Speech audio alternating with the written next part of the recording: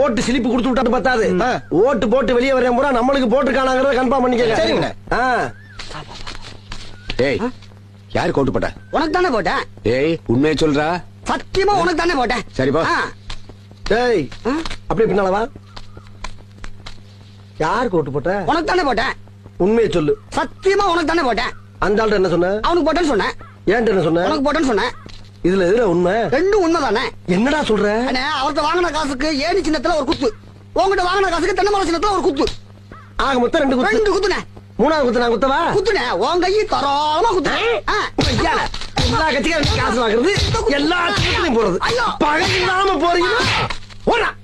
ஒரு யோக்கிய நார பயில வளைச்சு வளைச்சு குத்திருக்கானயா.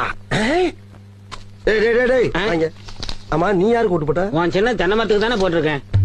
உண்மையை சொல்றா? என் ஆத்தா சத்தியமா தென்னை மரத்துக்கு தானே போட்டேன். வேணாண்டா. அட, என் பொண்டாடி சத்தியமா தென்னை மரத்துக்கு தானே போட்டேன். நான் ஏற்கனவே வந்து போயிருக்கேன்டா. அட, என்னென்ன நீங்க? என் புள்ள சத்தியமா தென்னை மரத்துக்கு தானே போட்டேன். எனக்கு நம்பிக்கை இல்ல. நீ இப்படி நம்பிக்கை இல்லன்னு சொல்லுவேன்னு தெரிஞ்சுதான் நான் ஓட்டு போட்ட சீட்டையே கையில கொண்டு வந்திருக்கேன். ஓட்டு போட்ட சீட்டியா?